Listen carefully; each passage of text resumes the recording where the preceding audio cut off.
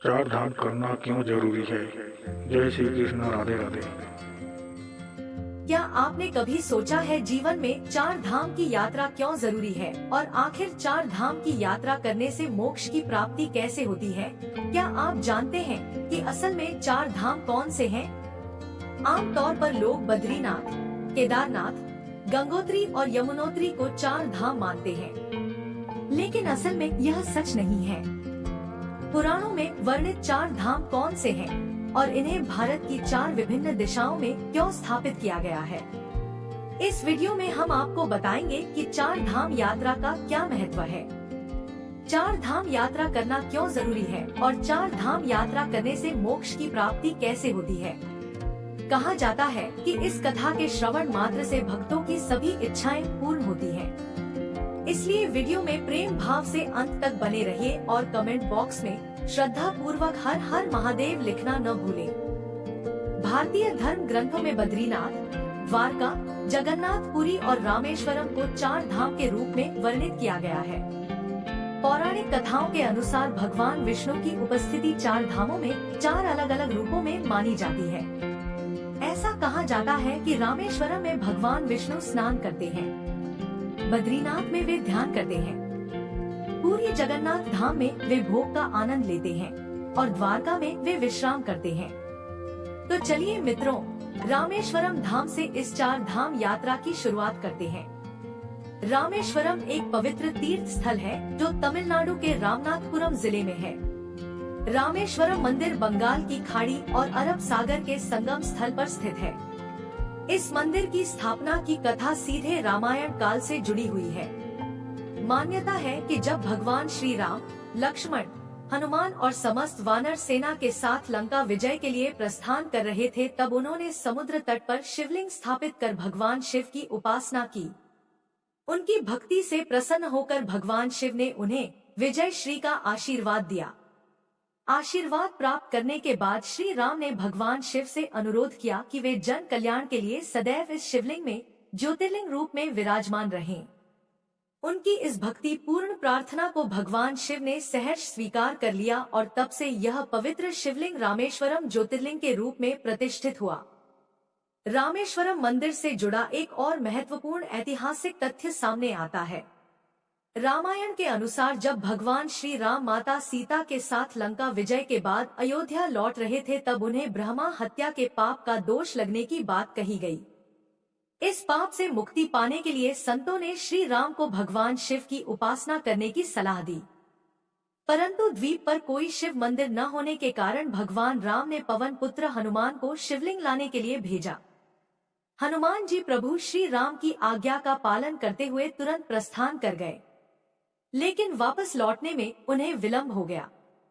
इधर पूजा का शुभ मुहूर्त निकल रहा था और हनुमान जी के लौटने में देरी को देखते हुए माता सीता ने समुद्र के किनारे पड़ी रेत से ही एक शिवलिंग का निर्माण कर दिया। यही शिवलिंग बाद में रामनाथ कहलाया। भगवान श्री राम ने इस शिवलिंग की श्रद्धा और भक्ति के साथ पूजा की और बाद में हनुमान जी द्वारा लाए गए शिवलिंग को भी वहीं प्रतिष्ठित किया गया।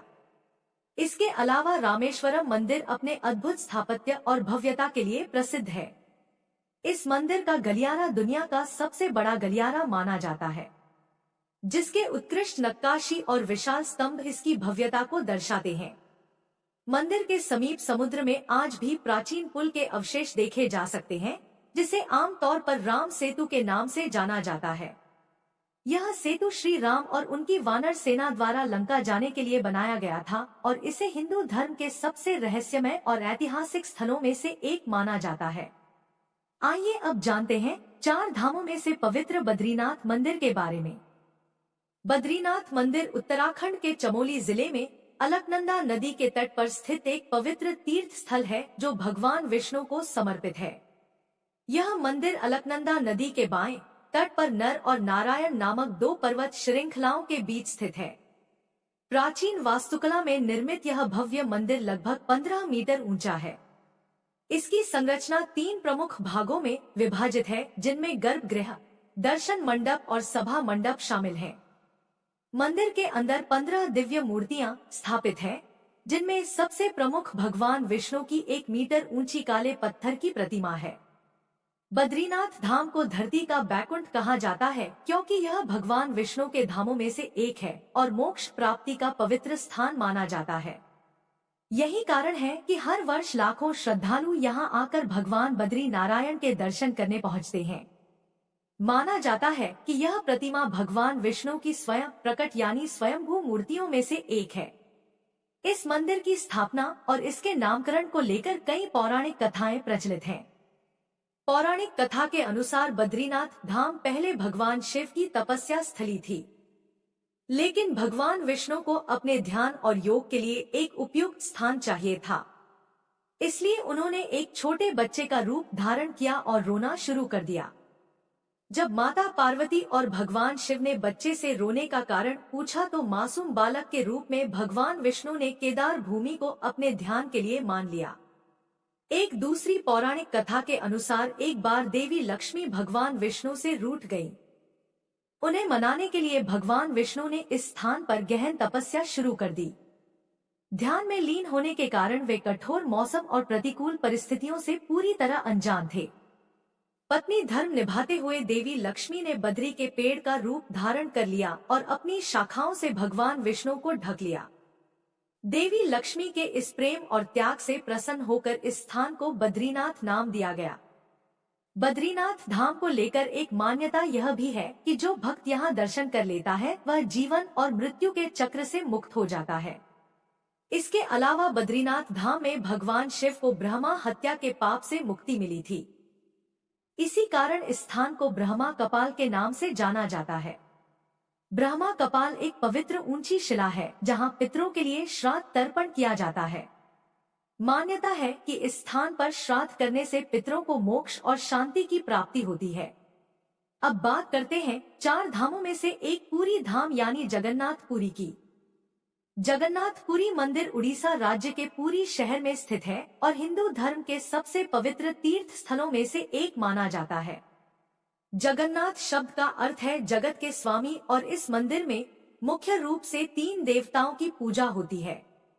भगवान जगन्नाथ, उनके बड़े भाई बलभद्र और उनकी बहन सुभद्रा। पूरी मंदिर की सबसे प्रसिद्ध परंपरा यहाँ की रथ यात्रा है जो हर वर्ष आषाढ़ शुक्ल पक्ष की द्वितीया यानी लगभग जून जुलाई में आयोजित की जाती है। कलयुग में भगवान श्री कृष्ण राजा इंद्रदुम्न के सपने में प्रकट हुए और उन्हें आदेश दिया कि वे पुरी के समुद्र तट पर मिले। एक दिव्य पेड़ से उनका विग्रह बनवाएं और इसे मंदिर में प्रतिष्ठित करें। राजा इंद्रदुम्न भगवान की आज्ञा का पालन करते हुए एक कुशल बढ़ाई यानी शिल्पकार की खोज में जुट गए।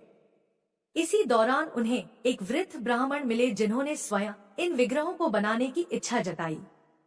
हालांकि उस वृद्ध ब्राह्मण ने एक शर्त रखी कि वह विग्रहों को एक बंद कमरे में तैयार करेगा और जब तक मूर्तियां पूर्ण न हो जाएं, तब तक कोई भी दरवाजा नहीं खोलेगा।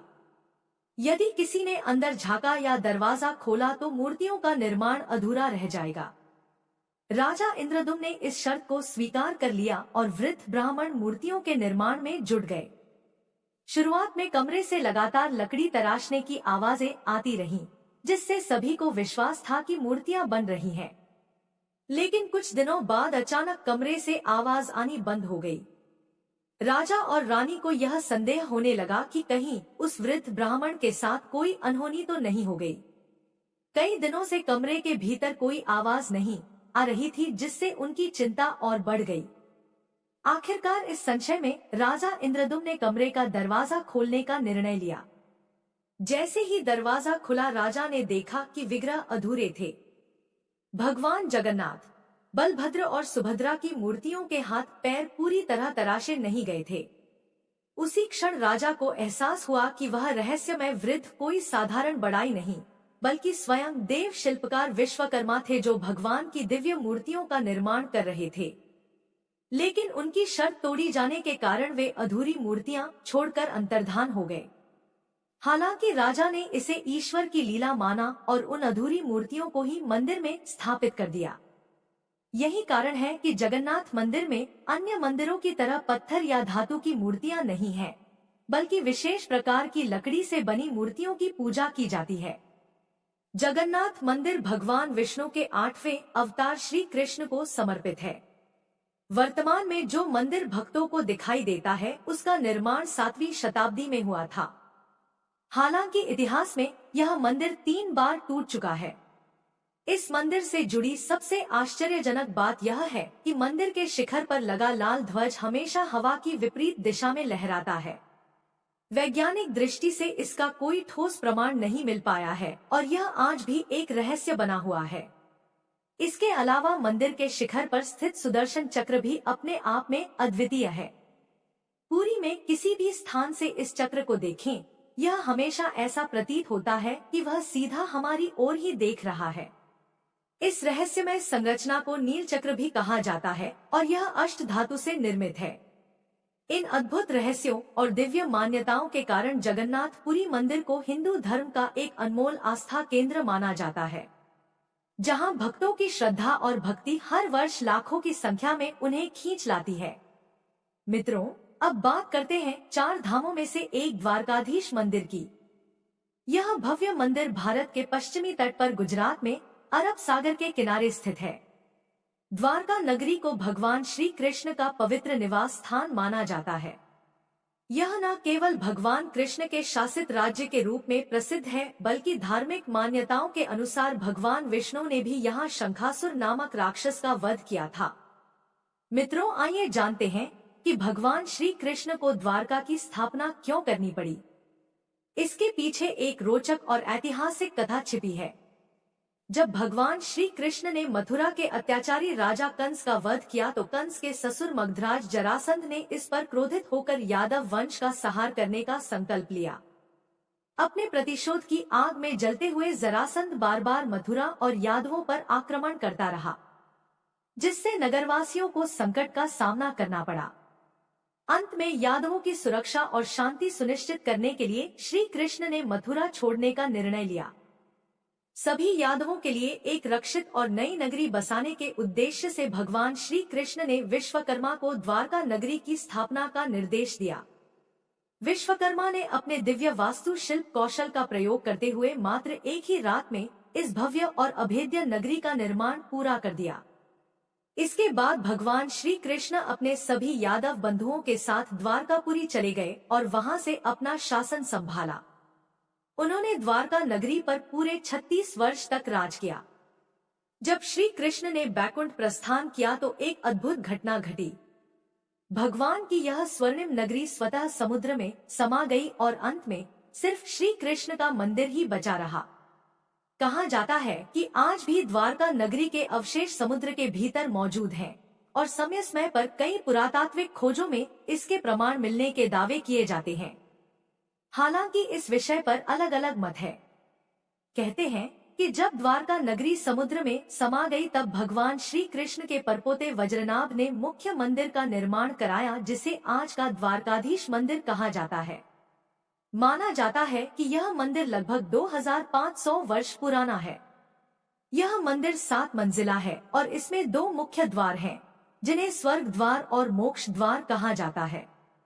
द्वारकाधीश मंदिर लगभग 157 फीट ऊंचा है और इसके शिखर की ऊंचाई 43 मीटर है। मंदिर के शिखर पर एक विशाल ध्वज लगा हुआ है, जिस पर सूर्य और चंद्रमा के प्रतीक अंकित हैं। इस ध्वज की सबसे अद्भुत विशेषता यह है कि यह इतना विशाल है कि इसे 10 किमी की दूरी से भी स्पष्ट रूप से देखा जा सकता है। इस पवित्र ध्वज को दिन में 3 बार बदला जाता है और यह परंपरा सदियों से चली आ रही है। हर बार ध्वज परिवर्तन के दौरान श्रद्धालु बड़ी संख्या में एकत्र होते हैं और इसे देखने मात्र से स्वयं को धन्य मानते हैं। तो मित्रों, अब आप समझ ही गए होंगे कि 4 धाम यात्रा सिर्फ एक तीर्थ यात्रा नहीं, बल्कि आत्मशुद्धि, पाप मोचन और मोक्ष प्राप्ति का मार्ग है।